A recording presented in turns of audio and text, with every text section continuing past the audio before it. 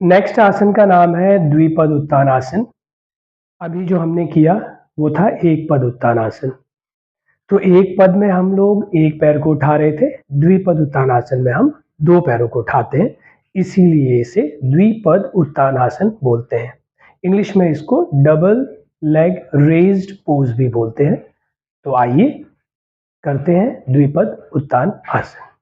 आपको जाना है सुप्त स्थिति में, दोनों पैरों को रिलैक्स छोड़ देना है और इस बार जब आप रेडी होंगे वही दोनों हाथ बगल में दबाने हैं आपको और दोनों पैर ज्वाइन कर लेने हैं। और वहां पे आप एक पैर उठा रहे थे, यहाँ पे आपको दोनों पैरों पे फोकस करना है। आप चाहे तो टोस को प्लैंटर फ्लेक्शन में स्ट्रेच कर लें, आप चाहे तो टो को डॉर्सी फ्लेक्शन में स्ट्रेच कर लें। तो मैं प्लैंटर फ्लेक्शन में ज्यादा कंफर्टेबल फील करता हूँ, तो मैं प्लैंटर फ्लेक्शन में फोकस करते हुए धीरे धीरे दोनों पैरों को उठाऊंगा। जैसे ही दोनों पैर वर्टिकल हो जाएंगे वहां पे रोक दूंगा। ये है आपका द्विपद उत्तान आसन, जहां पे आप दोनों पैर उठा रहे हैं, डबल लेग रेस्ड, एंड धीरे से ड्रॉप कर देंगे एंड रिलैक्स। एक पद उत्तान आसन में आप एक पैर की स्ट्रेंथ चेक करते हैं, फिर दूसरे पैर की स्ट्रेंथ चेक करते हैं। एक पैर ज्यादा फ्लेक्सिबल है, एक पैर कम फ्लेक्सिबल है, तो दोनों की फ्लेक्सिबिलिटी को आपस में सिंक करते हैं। जब दोनों की फ्लेक्सिबिलिटी अच्छे से एक दूसरे में मर्ज हो जाती है, तो फिर आपके दोनों पैर की सिमेट्री एक दूसरे के साथ अच्छी हो जाती है, तो वहां से आपकी बॉडी रेडी हो जाती है द्विपद उत्तान आसन के लिए, जो अभी मैंने आपको करके दिखाया। इसके लिए बीच में जो मैंने आपको लिंक बताया था, आपको याद होगा मैंने बोला था कि क्रंच करना है आपको अपने पेट को। कैसे? ये आप रेडी की पोजीशन पे आए, आपको लगा कि मेरे लेफ्ट का रेंज ऑफ मोशन अच्छा है, तो आपने फिर राइट को उसके साथ मर्ज किया, फिर राइट को वहीं रखा, लेफ्ट को डाउन किया, फिर राइट को भी डाउन कर दिया। ये हो गया लेफ्ट के साथ राइट की फ्लेक्सिबिलिटी को मर्ज करना। अब राइट को उठाया, लेफ्ट को ले गए, फिर राइट को डाउन किया, लेफ्ट को डाउन किया। जब आप एक पद उत्तान आसन में ये क्रंच करेंगे तो ये बीच में लिंक का काम करेगा। कैसे? राइट को उठाया, लेफ्ट को उठाया, ये बन गया आपका द्विपद उत्तान आसन। फिर राइट को ड्रॉप किया, ये बन गया आपका एक पद उत्तान आसन फ्रॉम लेफ्ट साइड। फिर लेफ्ट को ड्रॉप किया, फिर लेफ्ट को उठाया, और फिर राइट को उठाया, ये बन गया आपका द्विपद उत्तान आसन। फिर लेफ्ट को ड्रॉप किया, ये बन गया राइट से एक पद उत्तान आसन, और फिर राइट को भी ड्रॉप किया। तो मैंने आपको बताया था कि अगर आपके हिप जॉइंट स्टिफ है या फिर आपके एक पैर का रेंज ऑफ मोशन दूसरे पैर से ज्यादा है, तो ये बीच में ये क्रंच वाली एक्सरसाइज करके इसको आप फिजियो योगा बोलिए। हमने क्या कर दिया, योगा में फिजियोथेरेपी मिक्स कर दी और फिर शरीर को एक आसन के लिए तैयार किया। तो जब आप इस तरीके से क्रंच करेंगे, आपकी बॉडी द्विपद उत्तान आसन के लिए रेडी हो जाएगी। तो ये देखिए, ये फिर आपका द्विपद उत्तान आसन आ जाएगा परफेक्ट, जिसमें पैर वर्टिकल रहेंगे और टॉर्सो पैरेलल रहेगा और 90 डिग्री का एंगल बनेगा, और धीरे से ड्रॉप। अब हल्का सा डिफरेंस है एक पद उत्तान आसन और द्विपद उत्तान आसन में। जब एक पद उत्तान आसन आप कर रहे थे तो आपको जो पैर जमीन पे है उसका सपोर्ट मिल रहा था इस पैर को उठाने के लिए। ध्यान से देखिएगा, जब मैं अपने राइट पैर को उठा रहा हूं तो लेफ्ट पैर कहीं ना कहीं अगेंस्ट ग्रेविटी काम करके इसको लिफ्ट करने में मदद कर रहा है। यहाँ पे एक्शन और रिएक्शन वाली जो फिजिक्स की थ्योरी है वो लागू होती है। तो जैसे ही मैं लेफ्ट उठा रहा हूं तो ये ऊपर की ओर जा रहा है, तो राइट नीचे की ओर पुश हो रहा है। ये तो कहीं ना कहीं इस पैर को उठाने में मुझे इस पैर की मदद मिल रही है, तो ये आसान है। बट जब आप दोनों पैरों को उठाएंगे तो दोनों पैर एक साथ उठने की वजह से इन पैरों को एक दूसरे की मदद नहीं मिल रही है, वो मदद कहीं और से बॉडी लेगी। किससे लेगी? ध्यान से देखिएगा, जब आप दोनों पैरों को उठाएंगे तो वो मदद आपके बॉडी लेगी एब्डोमिनल मसल से और लोअर बैक से। यानी कि अगर आपको द्विपद उत्तान आसन प्रैक्टिस करनी है तो आपको अपने पेट का और अपने बैक का सपोर्ट देना पड़ेगा पैरों को, और क्वाड्रिसेप मसल की स्ट्रेंथ। ठीक है? और एक और चीज, हिप जॉइंट की मूवेबिलिटी। तो जब आप द्विपद उत्तान आसन प्रैक्टिस करेंगे तो आपके थाइज, आपके हिप जॉइंट, आपके abdominal muscles and lower back, इन चारों के कोऑर्डिनेशन से द्विपद उत्तान आसन होगा। ठीक है? तो इसमें ये चार बॉडी पार्ट्स की एंगेजमेंट रहेगी। अब आते हैं कुछ बॉडी लिमिटेशंस पे। अगर आपको लगता है कि आपका पेट इतना स्ट्रांग नहीं है कि द्विपद उत्तानासन में दोनों पैरों को उठा के आप होल्ड कर सकें, तो एक स्टेप पीछे जाएंगे, फिजियो योगा। तो क्या करेंगे, फिजियोथेरेपी अप्लाई करेंगे बॉडी पे। क्या करिएगा आप, आपको पता है कि आप ऐसे उठा नहीं सकते, बहुत ताकत लग रही है और आप होल्ड नहीं कर सकते, तो ड्रॉप कर दीजिए। तो यहाँ पे क्या करेंगे, पेट को क्रंच, एब्डोमिनल वर्कआउट करेंगे। तो आप क्या करिएगा, इसमें ना एक टारगेट बना लीजिए कि 5 बार मैं पेट को कॉम्प्रेस करता हूँ या करती हूँ और फिर रिलैक्स करेंगे। तो आप क्या करिए, यहाँ पे क्रंचेस करिए, लिफ्ट करिए और ड्रॉप करिए, 1, लिफ्ट करिए एंड ड्रॉप करिए, लिफ्ट करिए एंड ड्रॉप करिए। ऐसे करके आप अपने क्वाड्रिसेप मसल्स, आपके हिप जॉइंट, आपके लोअर बैक और एब्डोमिनल मसल्स के बीच में कोऑर्डिनेशन एस्टेब्लिश करिए। धीरे धीरे जब मसल मेमोरी स्ट्रांग होगी तो आपके लिए क्रंचेस इजी हो जाएंगे। तो वहां से फिर होल्ड अप्लाई करिएगा, एक स्टेप आगे जाएंगे। तो जैसे आपने क्रंच किया, 1 एंड ड्रॉप किया, अब होल्ड करेंगे, 1, आपने देखा बहुत प्रेशर, 1 2 3 4 5 एंड ड्रॉप। ऐसे करके धीरे धीरे ऊपर होल्ड करना शुरू कीजिए। तो एक दिन ऐसा आएगा, आराम से आप इसको ऊपर उठाएंगे और होल्ड भी कर पाएंगे और फिर आपका द्विपद उत्तानासन अचीव हो जाएगा। तो ये तो उनके लिए है जिनको लगता है उनका पेट थोड़ा वीक है, लोअर बैक वीक है, तो पहले क्रंच करके पेट को और लोअर बैक को स्ट्रांग बनाएंगे और साथ में अगर लग रहा है हिप जॉइंट टाइट है तो उसकी मूवेबिलिटी को भी सही करेंगे, क्वाड्रिसेप मसल वीक है उसको भी स्ट्रांग बनाएंगे और तब जाके इसको अचीव करने की कोशिश करेंगे।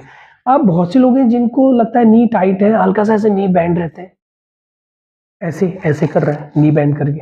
तो यहाँ पे आपको क्या करना है, एक थियोरी लगानी है, नी जॉइंट की एक्सरसाइज करनी है आपको। आपने दोनों हाथों से अपने पैरों को पकड़ लेना है और नीज को बैंड करना है एंड लॉक करने की कोशिश करनी है, बैंड करना है एंड लॉक करने की कोशिश करनी है। फिर धीरे धीरे लॉक करके हाथ का सपोर्ट हटाना है, फिर जैसे पेन हुआ तो वापस पकड़ना है, फिर धीरे धीरे बैंड करना है, लॉक करना है। तो इससे क्या होगा, धीरे धीरे आपके नी जॉइंट खुलने लगेंगे, फ्लेक्सिबल होने लगेंगे।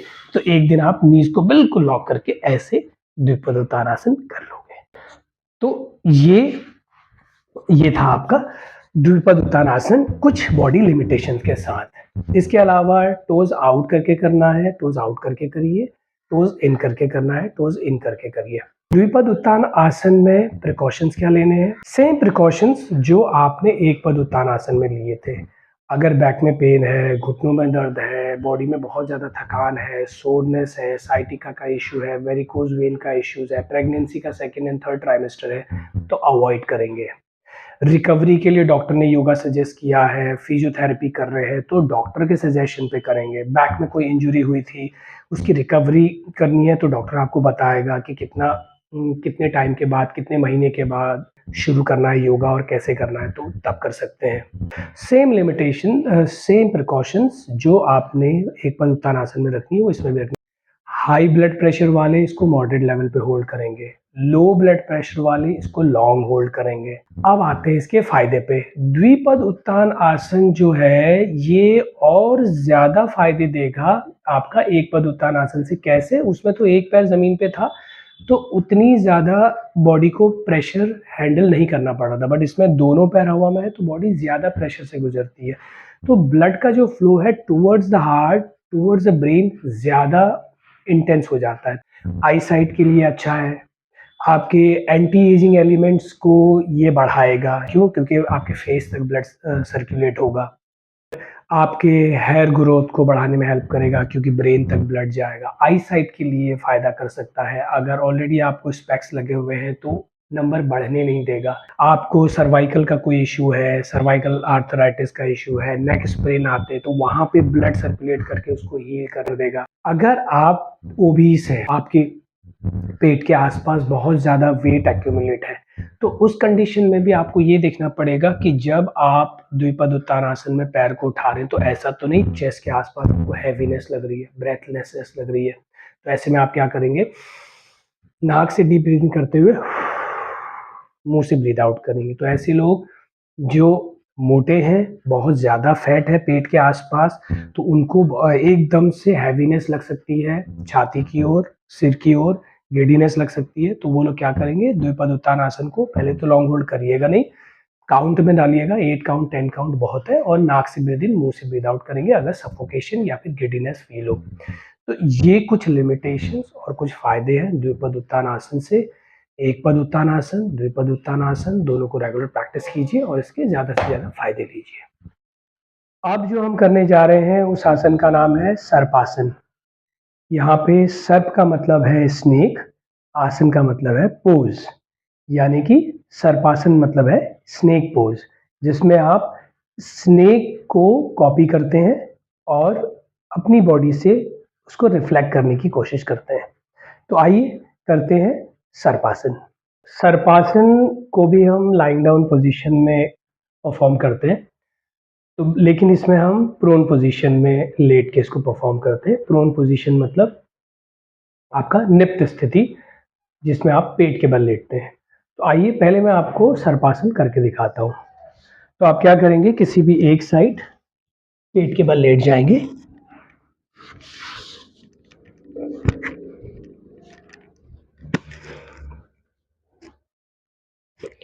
ये है प्रोन पोजीशन, जिसमें हाथ ओवर द हेड रहेंगे, उंगलियों को फैला लीजिएगा, तो उसको आउट कर लीजिएगा।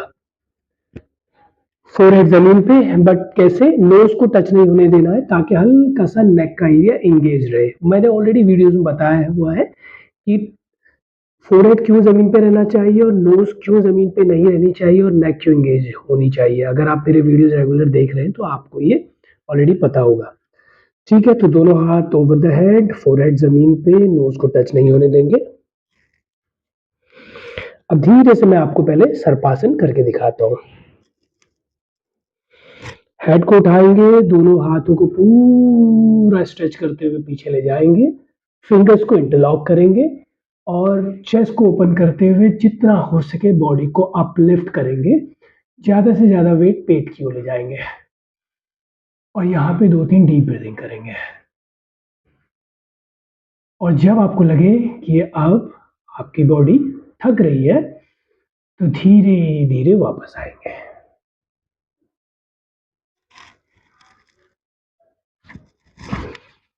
तो ये है आपका सर्पासन। सर्पासन भुजंगासन का एक स्टेज नीचे है और उसका थोड़ा इजीएस्ट फॉर्म है, और इसको करने में भी आपको अपने पेट और लोअर बैक की मदद लगती है। हालांकि जब हम कोबरा पोज करते हैं तो उसमें हाथों की स्ट्रेंथ चैलेंज होती है, बट सर्पासन में हाथों की मूवेबिलिटी चैलेंज होती है। अब आते हैं हम नेक्स्ट इम्पॉर्टेंट टॉपिक पे कि अगर आप सर्पासन कर रहे हैं तो बॉडी कंपोजिशन के हिसाब से कुछ लिमिटेशंस हैं, तो उन लिमिटेशंस के साथ सर्पासन कैसे करें। पहली लिमिटेशन, आपके शोल्डर्स। अगर आपको लगता है कि आपके शोल्डर थोड़ा स्टिफ है, शोल्डर मोबिलिटी उतनी अच्छी नहीं है, तो आपको, हालांकि आने वाले वीडियोस में जब हम इंटरमीडिएट लेवल पे जाएंगे तो yoga for frozen shoulder, yoga for stiff back, yoga for joint disorder, yoga for knee pain, ये सब चीज़ें मैं कवर करूँगा। बट अभी क्योंकि हम बेसिक लेवल पे हैं, तो मैं आपको एक बेसिक एक्सरसाइज बता देता हूँ जिससे आपको अपने शोल्डर को फ्लेक्सिबल करना है और सर्पासन को परफॉर्म करने की कोशिश करनी है। तो अगर आपको लगता है आपके शोल्डर स्टिफ है, तो आपको क्या करना है, physiotherapy plus yoga, physio yoga apply करना है। कैसे, आप पेट के बल लेट जाइए, हाथ ओवर द हेड रखेंगे और अपने हेड को आप जमीन पे ही रखिएगा और देखिए कैसे आपको अपने शोल्डर की मोबिलिटी को चैलेंज करना है। अपने दोनों हाथों को आप धीरे धीरे फ्लेक्स करिए, पीछे ज्वाइन करिए और फिर वापस लाइए। ठीक है, इसको एक बार और ध्यान से देखिएगा।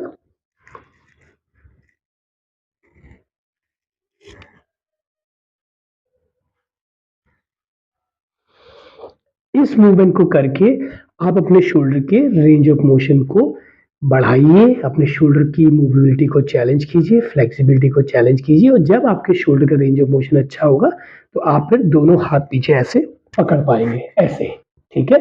अगर आपको लगे दोनों शोल्डर एक साथ नहीं हो सकते, तो आप 1 बाय 1 करिए, देखिए।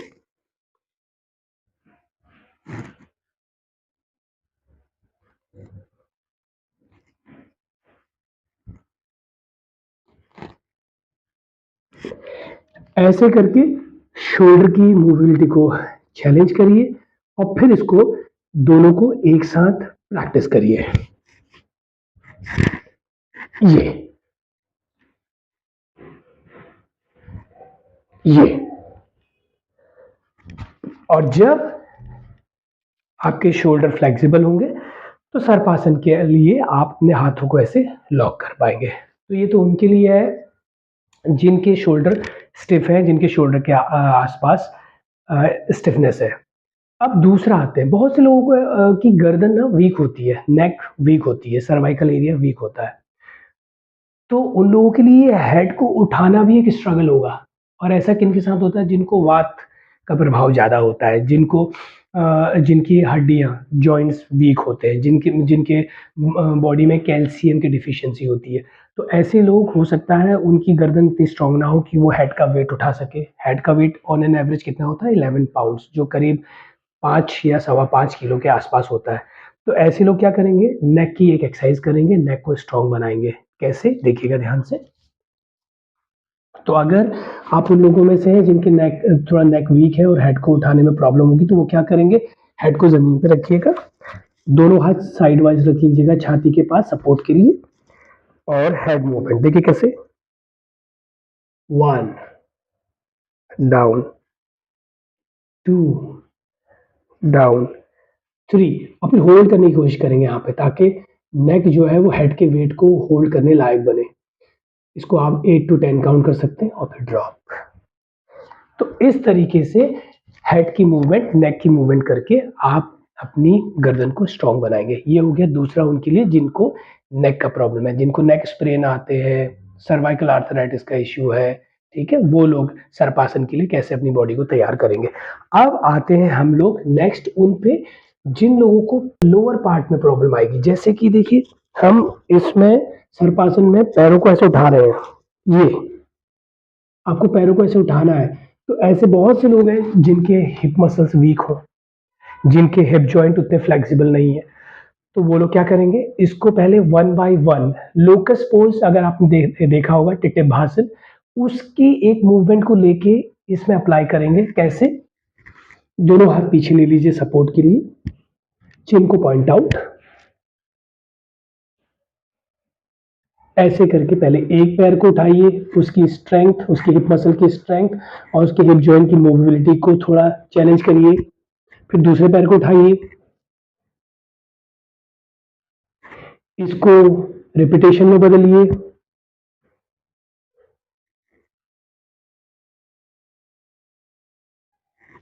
इससे दोनों की मूवेबिलिटी एंड स्ट्रेंथ थोड़ा बिल्डअप होगी।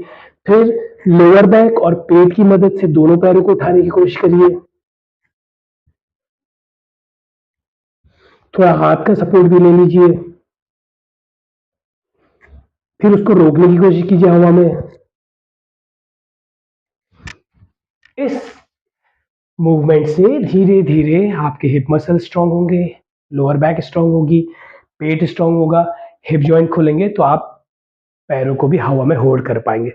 आप जब इनको टुकड़ों-टुकड़ों में आप रेडी करेंगे, फिर जब इन सबको मिला देंगे तो आपका बन जाएगा सर्पासन। तो कैसा दिखेगा एक बार और देखते हैं।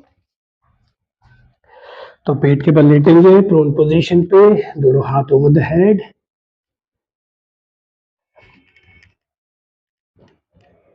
पूरे जमीन पे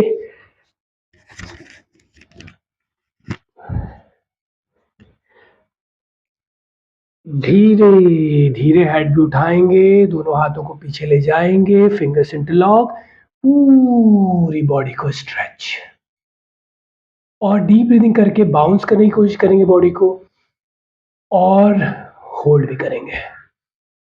जब आपको लगे अच्छा खासा स्ट्रेच मिल गया है बॉडी को, धीरे से डाउन।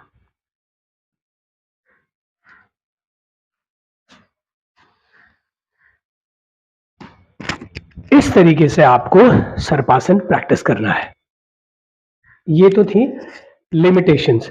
अगर अलग-अलग बॉडी कंपोज़िशन के हिसाब से आपकी बॉडी में कुछ लिमिटेशंस हैं, तो उसके साथ सर्पासन को कैसे प्रैक्टिस करेंगे। अब आते हैं इसके बेनिफिट्स पे। इससे क्या फ़ायदा होगा? देखिए, सबसे पहले जब आप अपने शोल्डर को फ्लेक्स कर रहे हैं, हाथों को पूरा स्ट्रेच करते हुए पीछे ले जा रहे हैं, तो शोल्डर की मूवेबिलिटी अच्छी होगी। अगर बॉडी में फ्रोज़न शोल्डर का सिम्पटम है, आने वाले टाइम पे ऐसा लगता है कि फ्रोज़न शोल्डर हो सकता है, तो रेगुलर सर्पासन करने से, रेगुलर सर्पासन पे हाथों को स्ट्रेच करने से आपके शोल्डर की मूवेबिलिटी कॉम्प्रोमाइज़ नहीं होगी, फ्रोज़न शोल्डर का सिम्पटम नहीं आएगा बॉडी में। तो फ्लेक्सिबल एंड मूवेबल बन जाएँगे आपके शोल्डर जॉइंट्स, तो पहला फ़ायदा इसके लिए। हेड को जब आप उठाएँगे सर्वाइकल की ताकत बढ़ेगी, तो सर्वाइकल आर्थराइटिस का सिम्पटम होगा अगर बॉडी में वो नहीं आएगा। आपकी नेक की स्ट्रेंथ बढ़ेगी, तो मेन जो हैं उनकी नेक जितनी अच्छी और मस्कुलर होगी, उतना उनकी बॉडी का अपीयरेंस मस्कुलर होगा, उतने आप टफ दिखोगे। तो एक मस्कुलर लुक के लिए एक ब्रॉड एंड स्ट्रॉन्ग नेक होना ज़रूरी है, तो उसमें फ़ायदा करेगा। और आप अपनी अपर बॉडी को भी उठा रहे हैं, लोअर बॉडी को भी उठा रहे हैं, सिर्फ़ पेट ज़मीन पे है आपका, तो पेट पे कॉम्प्रेशन क्रिएट होगा।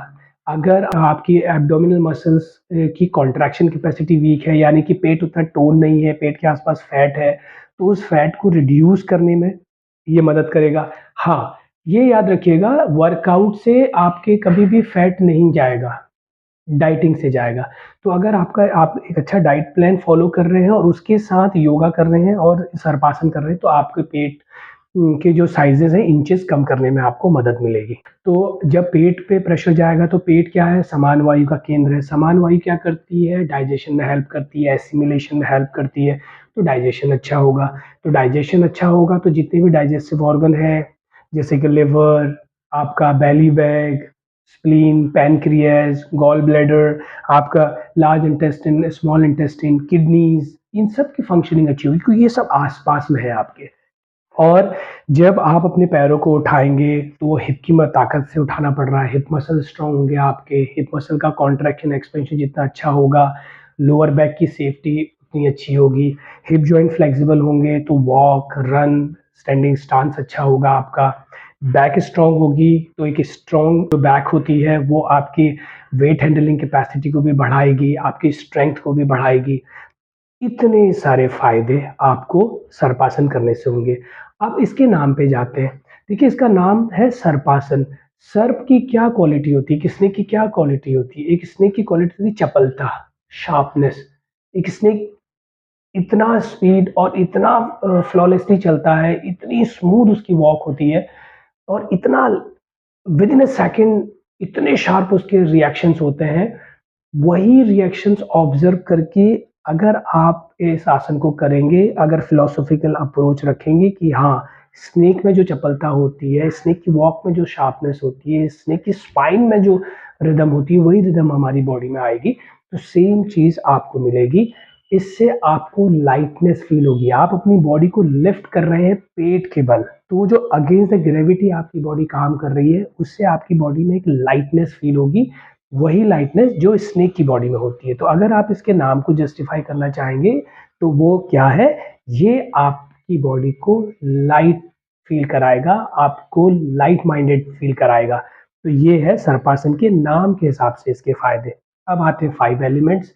पहला है फ्लेक्सिबिलिटी, यस ये आपको फ्लेक्सिबल बनाने में हेल्प करेगा, शोल्डर की फ्लेक्सिबिलिटी, ठीक है? हिप मसल और हिप जॉइंट की फ्लेक्सिबिलिटी, इन दोनों की फ्लेक्सिबिलिटी को चैलेंज करेगा। क्लेविकुलर मसल की फ्लेक्सिबिलिटी को चैलेंज करेगा, अपर आर्म की फ्लेक्सिबिलिटी को चैलेंज करेगा, तो फ्लेक्सिबिलिटी इंप्रूव करने में हेल्प करेगा। स्ट्रेंथ, यस ये आपको स्ट्रेंथ बढ़ाने में हेल्प करेगा। किस चीज़ की स्ट्रेंथ? हिप मसल की स्ट्रेंथ, लोअर बैक की स्ट्रेंथ, पेट की स्ट्रेंथ, ठीक है? नेक की स्ट्रेंथ बढ़ाएगा। फिर आते हैं हम सेंस ऑफ बैलेंसिंग। यस, ये आपकी सेंस ऑफ बैलेंसिंग को भी शार्प करेगा क्योंकि आप अपनी बॉडी को पेट पे बैलेंस कर रहे हैं। तो पेट क्या है आपका? सेंटर है बॉडी का। तो यस, टू सम एक्सटेंट ये आपकी सेंस ऑफ बैलेंसिंग को भी बढ़ाएगा कि पेट पे मुझे कैसे अपनी बॉडी को बैलेंस करना है, पेट की स्ट्रेंथ को बढ़ाएगा। तो हेड स्टैंड हो गया, हैंड स्टैंड हो गया, इनको करने के लिए कोर की कॉन्ट्रैक्शन कैपेसिटी बहुत अच्छी होनी चाहिए। और तो और एक पैर पे जब आप बैलेंस करते हैं, एक पद आसन जो हम अभी इसके बाद करेंगे, ऐसे आसन करने के लिए भी कोर की मदद पड़ती है आपको, तो बैलेंसिंग में कोर बहुत ज़्यादा इम्पोर्टेंट रोल प्ले करता है, तो इसलिए आपकी सेंस ऑफ बैलेंसिंग को भी बढ़ाएगा। क्यों? क्योंकि कोर के कॉन्ट्रैक्शन कैपेसिटी को ये चैलेंज कर रहा है। बॉडी ब्यूटिफिकेशन, यस, ये आपके बॉडी को सुंदर बनाएगा। क्यों? अगर आपके शोल्डर टेढ़े-मेढ़े हैं, एक शोल्डर स्टिफ है, एक शोल्डर अनवांटेडली लिफ्टेड है, तो शोल्डर को मूवेबल बना के शोल्डर के टेक्सचर को ठीक करेगा। तो आपकी अगर बॉडी टेढ़ी-मेढ़ी हो रही है, टॉर्सो टेढ़ा-मेढ़ा हो रहा है, उसको ठीक करेगा। आपकी स्पाइन राउंड बैक है, ऐसे है, हंच है आपकी बैक में, उसको हटाएगा। आपके रिब केज श्रिंक्ड है, तो रिब केज को खोलेगा, बॉडी का फॉर्मेशन ठीक करेगा, आपके हिप मसल को टोन करेगा। तो यस, आपकी बॉडी को ब्यूटीफुल भी बनाएगा। Sense of weight shifting, yes, weight shifting आएगा। पूरी बॉडी का वेट आप पेट की ओर शिफ्ट कर रहे हैं, तो पेट को स्ट्रॉन्ग बनाएगा। तो इतने सारे फायदे आपको सर्पासन से होंगे। इसको रेगुलर प्रैक्टिस कीजिए और इसके ज़्यादा से ज़्यादा फायदे लीजिए। चलिए अब चलते हैं नेक्स्ट आसन पे।